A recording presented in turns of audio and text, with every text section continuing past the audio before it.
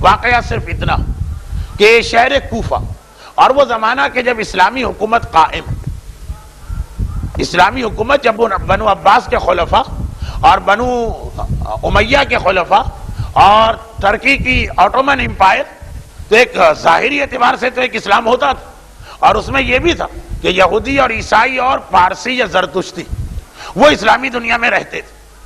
شہر کوفہ میں ایک مومن اپنے مکان میں سو رہا، رات کو خواب میں اس نے ایک ایسا منظر دیکھا کہ بہت خوش بھی ہوا اور بہت پریشان بھی ہوا۔ مختصر کر رہا ہوں اس لیے بہت ساری چیزیں اس میں ڈیٹیل میں نہیں آئیں گی۔ خوش اس لیے ہوا کہ خواب میں اللہ کا رسول اس کے پاس آ کر اپنی زیارت اسے کرا رہا، اس سے بڑی مومن کی کامیابی کیا، اور پریشان اس لیے ہوا کہ صرف ایک جملہ کہہ کے چلے۔ کیا جملہ کا؟ لوکیٹ کیا ایک مکان کو، یہ مثلا کہہ رہا ہوں کہ کہا کہ مثلا تیرے مکان سے 6 مکان آگے جو مکان، وہاں جا اور صاحب خانہ سے یہ کہے کہ بچی کی خواہش قبول ہو گئی اور تجھے آتش جہنم سے نجات مل گئی، آنکھ کھل گئی۔ ویسے پریشانی کی بات نہیں تھی، پریشانی کی بات یہ تھی کہ اس کے مکان سے وہ مکان جس کے بارے میں رسول نے اشارہ کیا، مثلا میں نے 6 کا لفظ ڈال دیا، 6 مکان آگے، وہ ایک پارسی کا مکان ہے، پارسی، زردشتی، مجوسی، جو 2 خداؤں کو بھی بظاہر مانتے اور پریکٹیکل لائف میں بھی ایک اتنا قوی کام کرتے جو دنیا میں کہیں بھی رائج نہیں تھا۔ اب تھوڑا تھوڑا یورپ امریکہ میں اس کا زور کوشش کی جا رہی ہے کہ ہو جائے، اور وہ قوی کام مجوسی یہ کرتے جو ہمیشہ سے کہ ان کے یہاں سگی ماں اور سگے بیٹے کی شادی جائز ہے اور سگے بھائی اور سگی بہن کی شادی جائز ہے۔ اور اس مجوسی نے خالی جائز نہیں، پچھلے ہفتے اپنے سگے بیٹے کی شادی اپنی سگی بیٹی سے کی تھی، شادی بھی کی تھی، یعنی خالی جائز نہیں مانتا، عمل بھی کیا، اپنے بیٹے کی شادی اپنی بیٹی سے۔ اب باقاعدہ ایک زمانے میں کھلم کھلا یہ ہوتا تھا۔ اچھا، اب یہ آنکھ کھلی تو پریشان، ایک تو پارسی مجوسی 2 خداؤں کا ماننے والا، اگرچہ اس طرح سے تو نہیں مانتے جیسے ہندو مانتے، لیکن بہرحال 2 خداؤں کا ماننے والا، اور اخلاقی اعتبار سے اتنا قوی عمل کرنے والا کہ پچھلے ہفتے اپنے بیٹے کی شادی اپنی بیٹی سے کر کے دونوں کو ایک ہی گھر میں رخصت کی، اور میں اس کے پاس جا کے پیغمبر کا یہ پیغام پہنچاؤں کہ جہنم سے نجات مل گئی۔ اول تو خود سمجھ میں نہیں آ رہا، اور چلے مان لیا کہ رسول کا حکم ہے جانا ضروری، تو کسی مومن کے پاس بھیجیں یا مسلمان کے پاس جو رسول کو مانتا ہی نہیں ہے، دشمن رسول ہے، رسول کا مذاق اڑاتا، جب میں اس کے پاس جا کے کہوں گا کہ میرے رسول نے تجھے یہ پیغام دیا، تو اس کا جواب کیا ہوگا؟ یہی تو کہے گا کہ اپنے رسول کی کیا بات کرتے ہو، میں تو ان کو مانتا ہی نہیں۔ ان سے کہو اپنی بشارت اپنے پاس رکھے، یا ہو سکتا ہے اس سے زیادہ توہین آمیز کوئی جملہ آ کے کہے۔ ایک جملہ میں بطور مثال کہتا ہوں، کہیں برا نہ مان جائیے گا۔ اگر ہم سے کوئی آ کر کہے کہ جی کل رات کو خواب میں ہم نے دیکھا اور کسی نے کہا ہے کہ یزید نے تمہاری سفارش کی، ہم کہیں جہنم میں جا یزید اور جہنم میں جا اس کی سفارش، وہ جتنے جوش سے آئے گا اس سے زیادہ ڈبل غصے سے ہم اس کو جواب دیں گے۔ تو اس کو یہی ڈر لگ رہا ہے کہ اول تو یہی سمجھ میں نہیں آتا کہ پارسی کے لیے رسول کی شفاعت، اور چلا بھی گیا تو اس کا ریئیکشن اتنا سخت ہوگا کہ رسول کی توہین اور ہوگی۔ نہیں گیا، کیسے میں اپنے رسول کی توہین اپنے سامنے برداشت کروں جبکہ اس میں میرا بھی حصہ ہو؟ نہیں گیا۔ اگلی رات کو پھر رسول آئے، ایک ہی جملہ کہا، زیارت کی خوشی ہوئی، جملہ سن کے پریشانی ہوئی، کیا مطلب؟ تیسری رات بھی ایسی گزری، چوتھی رات رسول پھر آتے ہیں، زیارت تو کرائی لیکن آج بڑے جلال کے ساتھ، اور کہتے ہیں کہ اے میرے ماننے والے، کلمہ پڑھتا ہے، محبت کا دعویٰ کرتا، اور ایک کام تیرے سپرد کر رہا ہوں، روایت نقل بالمعنی ہوتی ہے، ایک کام تیرے سپرد کر رہا ہوں اور 3 دن سے تو میرا حکم نہیں مان رہا، آج تجھے ہر صورت میں میرا پیغام پہنچانا ہوگا، ورنہ انک لیس منی، تیرا مجھ سے کوئی تعلق نہیں ہوگا۔ اب جو آنکھ کھلی تو بہت سٹ پٹایا، بہت پریشان، رسول یہ کہہ کے گئے کہ تیرا مجھ سے کوئی تعلق نہیں ہوگا، انک لیس منی۔ اب تو جانا ہی جانا۔ صبح کے وقت بڑی مشکل سے ڈرتے ڈرتے اس مجوسی کے مکان پر پہنچتا، دروازے پہ دستک دیتا ہے، مجوسی نے دروازہ کھولا، حیران ہو گئے، اس لیے کہ مسلمانوں کا مجوسیوں کے گھر آنا جانا نہیں، اور خصوصاً جب سے اس کے بیٹے اور بیٹی کی شادی ہوئی اور زیادہ مسلمانوں نے اس کو کنڈیم کیا، اور میرے گھر پہ وہ آیا، ایک نیک مقدس پرہیزگار، معاشرے میں اور محلے میں مشہور، عبادت کے لیے، عبادت کے لیے مشہور آدمی، یقین نہیں آیا، لیکن اس لیے اس نے دروازے ہی پر پوچھا کیا کام ہے۔ اب یہ مسلمان ڈر رہا ہے کہ اگر میں دروازے پہ بتا دیا اور اس نے یہیں پہ رسول کی برائی شروع کر دی تو ایک ہنگامہ، ایک فساد، پورا محلہ چڑھ دوڑے گا، اور مجوسی بھی کم نہیں تو ایک مرتبہ فساد ہو جائے گا دونوں۔ چنانچہ کہا کہ کیا مجھے اپنے گھر میں آنے کے لیے بھی نہ کہو؟ اب وہ ذرا شرمندہ ہوا، وہ بے خیالی میں گھبرا گیا تھا، اس لیے اس نے دروازے پہ بات کی، آئیے آئیے۔ گھر میں لے کے گیا اور کہا فرمائیے آپ نے کیسے زحمت کی، 20 سال سے ہم لوگ رہ رہے ہیں، دعا سلام بھی نہیں ہوتی اور آج گھر میں آ گئے۔ اب اس کو ہمت نہیں پڑ رہی، بہرحال سر جھکایا، نگاہیں زمین پر، لڑکھڑاتی ہوئی آواز میں کہا کہ اے شخص، میرے رسول نے تیرے لیے ایک پیغام بھجوایا کہ وہ بچی کی دعا سفارش قبول ہو گئی اور تجھے جہنم کی آگ سے نجات دلا دے گی، اور بس اب اس کو یقین ہے کہ ریئیکشن بہت سخت ہوگا۔ کہا لگا کہ ہنسے گا، رسول کا مذاق اڑائے گا، رسول کی سفارش کا مذاق اڑائے گا، کہے گا کہ ہمارے لیے ہمارا پیغمبر زردشت کافی ہے، اور اس قسم کی بات ہے۔ لیکن عجیب بات، یہ تو ایکسپیکٹ کر رہا ہے اور توقع کر رہا ہے ہنسی اور مذاق اور ریئیکشن کی، اور بجائے ہنسی مذاق اور ریئیکشن کے ایک دم سے اس نے سنا کہ وہ کہتا اشہد ان لا الہ الا اللہ واشہد ان محمد رسول اللہ۔ یہ کیا ہو گیا؟ یہ کلمہ کیسے پڑھ لیا اسے؟ میرے اس جملے اور کلمے میں ربط کیا ہے؟ بہت بہت بہت ہوتا تو یہ چلے بہت ہی پولائٹ طریقے سے جواب دیتا اور ذرا رسپیکٹ رکھتا تو کہتا ٹھیک ہے میں نے سن لیا، جاؤ۔ کلمہ اسلام اس کی زبان پہ آ گیا۔ کہا کہ اے شخص، کیا اب تو یہ بتائے گا کہ یہ کلمہ پڑھنے کا ریزن کیا؟ کہا ایک ایسی بات جو اس دنیا میں سوائے میرے اور ایک بچی کے کوئی نہیں جانتا، اور اس بچی کو بھی نہیں پتا کہ یہ بات میں جانتا ہوں، وہ بات جو تو نے مجھے آ کے بتائی اور اپنے رسول کے حوالے سے تو مجھے یقین ہو گیا کہ وہ سچا رسول۔ کہا وہ بات ہے کیا؟ کہا بات یہ ہے کہ تمہیں معلوم ہے کہ لاسٹ ویک میرے گھر میں شادی تھی، اور اس شادی میں تو بڑی آسانی بھی ہوتی ہے ایک طرح سے کہ مثلا بارات جائے گی کہاں اور آئے گی کہاں، وہ سارا ٹرانسپورٹیشن کا خرچہ بچ جائے گا، لڑکے اور لڑکی والوں کی جو 2 دعوتیں ہوتی ہیں وہ ایک دعوت کے اندر معاملہ نمٹ جائے گا، اور بہت سارے خرچے کم ہو جائیں گے اگر ایک ہی گھر، ایک ہی باپ کی 2 اولادوں میں شادی ہو۔ خدا نہ کر کہ ہمارے یہاں بھی کوئی آسانی کے لیے کہے کہ پھر یہ شروع کر دو۔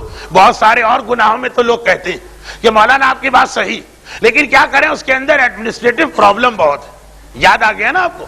ہم نے کہا کہ بھئی آپ کے گھر شادی ہے یا مجلس ہے یا 22 رجب کے گونڈے ہیں یا افطار پارٹی، یہ مکس گیدرنگ کیوں الگ الگ کیجیے؟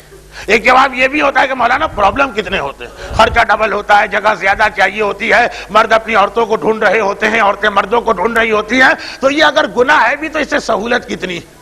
اگر یہ والی مینٹلٹی چل رہی تو کہیں یہ واقعہ سن کے لوگ نہ کہیں کہ واہ یہ تو اور زیادہ سہولت کا ایک نسخہ ہمارے ہاتھ آ گیا ہے، تو ایک کمرے سے دوسرے کمرے کی بارات، معاذ اللہ کبھی مومن ایسا سوچ نہیں سکتا، لیکن بیج تو اس نے وہی بو دیا مکس گیدرنگ میں یہ کہہ کر کہ اس کی وجہ سے آسانی بہت ہو جاتی ہے، سہولت بہت ہو جاتی ہے، شریعت اپنی جگہ، حلال حرام اپنی جگہ، مگر ہمیں بھی تو اپنی سہولت اور فیسلٹی کا خیال کرنا ہے۔ خیر 10:10 ہو رہے ہیں، یعنی 1 گھنٹے میں صرف 7 منٹ باقی، چنانچہ واقعہ مکمل کروں۔ کہا جب پچھلے ہفتے شادی تھی تو شادی کے موقع پر میں نے سارے اپنے قوم والوں کو بلایا تھا، نہ مسلمان ہمیں بلاتے نہ ہم مسلمانوں، اور مجوسی ویسے بھی ایک ایسی قوم ہے کہ جو بہت ہی زیادہ اپنے آپ کو آئسولیٹ کر کے رکھتی ہے، بالکل معاشرے سے کٹ کر، چنانچہ سب لیکن ہوتی بھی پیسے والی، ایک پیسے والی قوم، تو میں نے اپنے قوم کے لوگوں کو بلایا، اور سب بڑے بڑے لوگ، کوئی لکھ پتی تو کوئی کروڑ پتی تو کوئی ارب پتی تو کوئی ملینر اور کوئی بلینر، سب آ رہے ہیں۔ چنانچہ کھانا تیار ہو رہا۔ اب بڑے لوگوں کے نخرے بھی زیادہ ہوتے ہیں، ان کے لیے کھانا بھی دوسرے انداز کا ہوتا، غریب کو جو کھلا دے وہ صبر و شکر کر کے کھا لے گا، اور بڑا آدمی اگر سوئم کا کھانا بھی کھائے گا تو بوٹیاں گن رہا ہوگا، گھی کون سا ڈالا گیا، کس جگہ سے کیٹرنگ کا انتظام کیا گیا، چاول صحیح گل نہیں پائے ہیں، اس گوشت کے اندر چربی، ہزاروں تو اس کے نخرے ہوتے ہیں، کیونکہ وہ اس سے زیادہ اچھے کھانے اپنے گھر میں کھا کے آ رہا ہوتا، اس کا بھی ایک مسئلہ۔ خیر اب وہ ایک الگ بات ہے، میں اتنی ساری باتوں کو چھیڑ دوں اور کوئی بات کمپلیٹ نہ ہو، تو اب یہ کھانے کا انتظام اور اس کھانے کی نگرانی بڑی سخت، سب پیسے والے آ رہے ہیں، جیسا میں نے کہا ہر ایک کے گھر میں اس سے اچھے کھانے پکتے ہیں، تو کہیں بھی کوئی چیز معیار میں کم نہ رہ جائے۔ اب یہ دیکھیں ہیں، اس سے خوشبو بلند ہو رہی ہے، مختلف کھانوں کی خوشبو آ رہی ہے۔ یہ کہتا ہے کہ میرے برابر میں ایک مکان تھا، اس میں ایک مسلمان رہتا، یہی ابھی بھی چند دن پہلے شوہر کا انتقال ہوا تھا اور اتنا مجھے معلوم تھا کہ وہ جوان ہے، اس لیے اس کے بچے چھوٹے چھوٹے تھے، لیکن ہمارا مسلمانوں سے کوئی ریلیشن نہیں، کوئی کانٹیکٹ نہیں، کوئی تعلقات نہیں. پتا چلا برابر میں موت ہو گئی، وہ بھی ماتم وغیرہ کی وجہ سے اور رونے کی وجہ سے پتا چل جاتا. باقی میں نے کوئی کیئر نہیں کی. ابھی اس وقت یہ 40-50 دیگیں کھانے کی تیار اور یہ کھانے نکل رہے ہیں اور خوشبو بلند ہو رہی، اور میں کبھی یہاں پہ ہوں کبھی دروازے پر ہوں، اس لیے کہ آنے والوں کو ویلکم بھی مجھے کرنا. بڑے لوگ ہیں، ان کے نخرے بھی زیادہ ہوتے ہیں. ذرا صاحب خانہ ضروری کام سے ادھر سے ادھر چلا گیا تو وہ ایک مرتبہ ناراض ہو کے واپس چلے جاتے ہیں. اب ادھر بھی جاؤ ادھر بھی. ایک مہمان آیا، دوڑ کے جاتا ہوں، اسے ریسیو کیا، بٹھایا، دوبارہ ادھر آ گئے. اتنے میں پڑوس سے میرے کان میں آواز آئی. وہی مسلمان، اس کی چھوٹی چھوٹی 2 بچیاں تھیں، ایک دوسرے سے کہہ رہی تھی، بلکہ اپنی ماں سے کہہ رہی تھی، مادر گرامی آج 3 دن ہو گئے ہمیں کھانے کو کچھ نہیں ملا، اور ہمارے پڑوسی کے گھر سے کتنی خوشبو آ رہی، شاید اس میں سے کچھ ہمیں بھی مل جائے. اور ماں نے ڈانٹ کے خاموش کرا دیا، چپ رہو، پورا مسلمانوں کا محلہ ہے.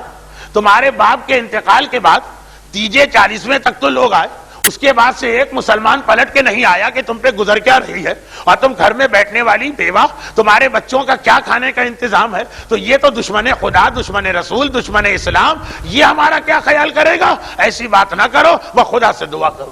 اب دیکھیے یہ انسانی فطرت، ہیومن نیچر. کبھی کسی کو آپ پورا قرآن پڑھ کے سنا دیجیے. کربلا کے میدان میں حسین پورے خطبے دے رہے ہیں، کوئی ٹس سے مس نہیں ہو رہا. اور کبھی ایک چھوٹی سی بات کسی کے دل کو ایسی لگتی ہے کہ ایک مرتبہ اس کا دل دماغ سب کچھ چینج ہو جاتا. ایک چھوٹی سی بات.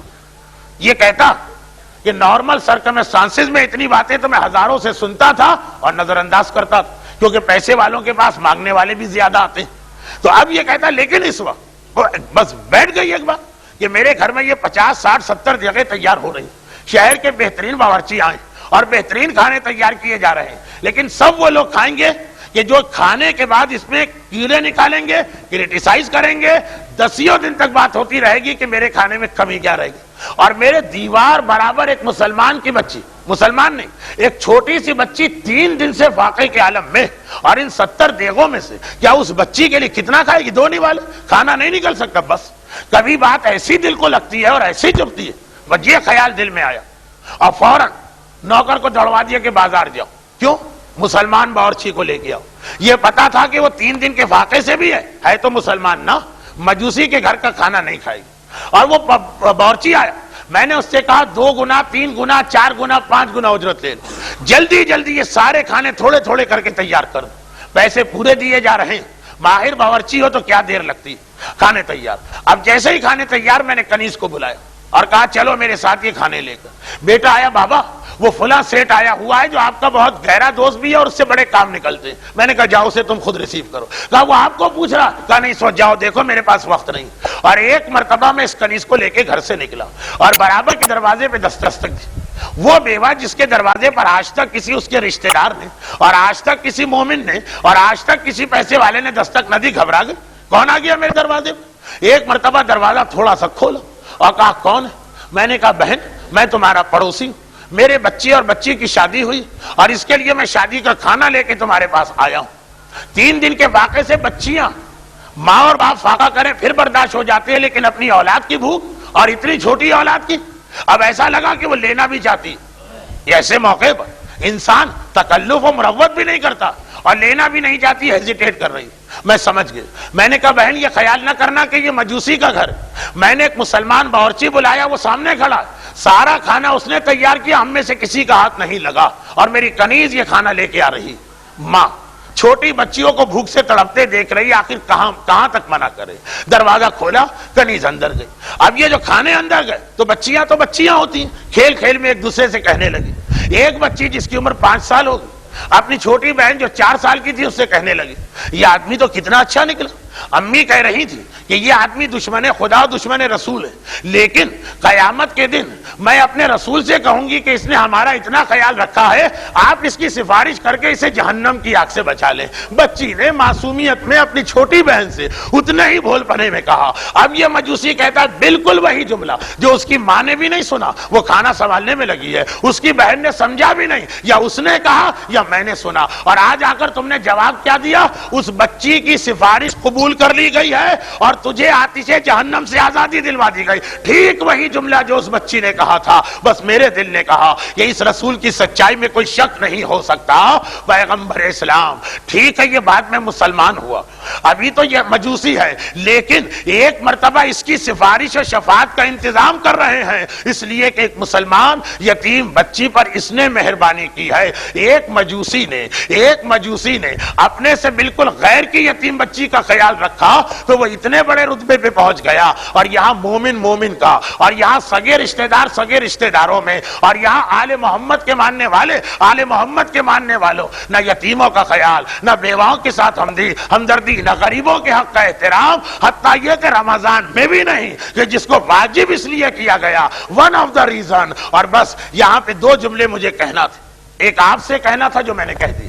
جو رسول مجوسی کے لیے اتنا مہربان بن جائے، اگر وہ ان کی امت کی ایک یتیم بچی کا خیال کرے، تو اگر ہم اور آپ رسول کا کلمہ پڑھنے والے، آل محمد کو ماننے والے، ہم اگر اس طرح زندگی گزاریں تو بھلا کیسے ہو سکتا ہے کہ رسول ہم سے ناراض ہو اور ہماری سفارش نہ کرے. اور ایک جملہ مجھے خود رسول سے کہنے کو دل چاہتا